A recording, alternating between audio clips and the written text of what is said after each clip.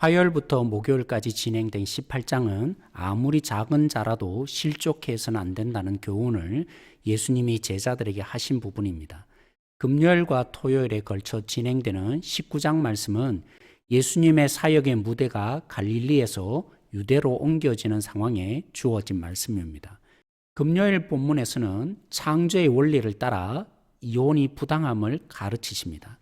토요일 본문에서는 어린아이처럼 아무리 보잘것없는 존재라 할지라도 영접하라는 가르침과 더불어 부자에 대한 가르침이 이어집니다. 오늘 우리는 바로 세상의 가치와 구별되는 제자의 가르침에 세 번째 단락인 토요일 본문을 다루어 보도록 하겠습니다. 예수님의 제자가 되길 원하는 부자는 당시 유대 사회의 입장에서 보면 가장 하나님 나라에 접근해 있는 자입니다. 대부분 예수님이 이런 양을 찾아오는 초대로 시작되지만 그는 직접 예수님을 찾아와 제자가 되고자 했습니다.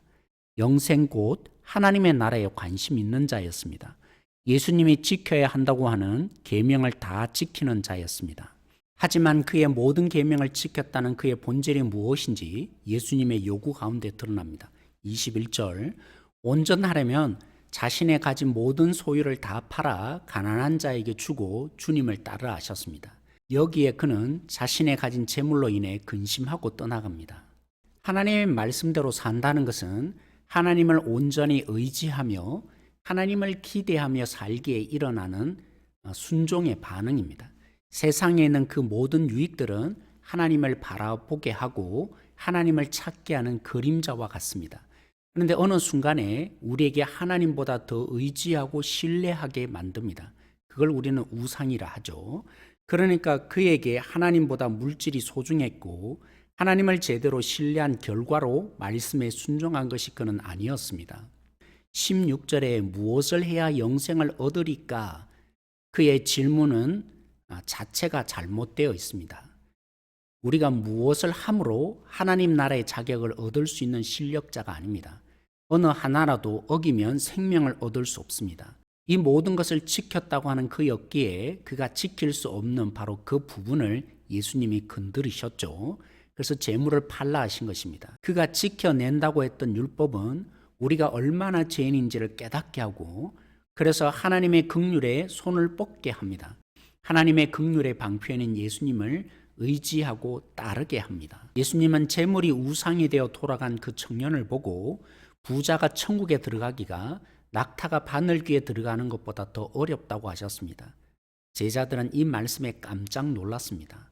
왜냐하면 부는 하나님의 특별한 은혜를 받은 자에게 주시는 것이라고 해석하는 시대였기 때문입니다. 하나님의 은혜를 더 많이 누리는 자가 못 들어간다면 누가 들어갈 수 있느냐라고 그래서 질문한 것입니다.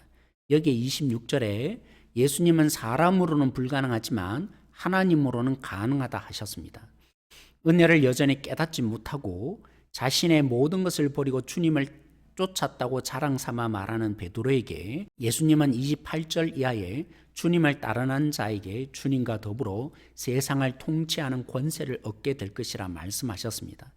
또한 주님을 따르매 버린 것의 여러 배를 이 땅에서 받고 영생도 얻게 될 것이라 약속하셨습니다.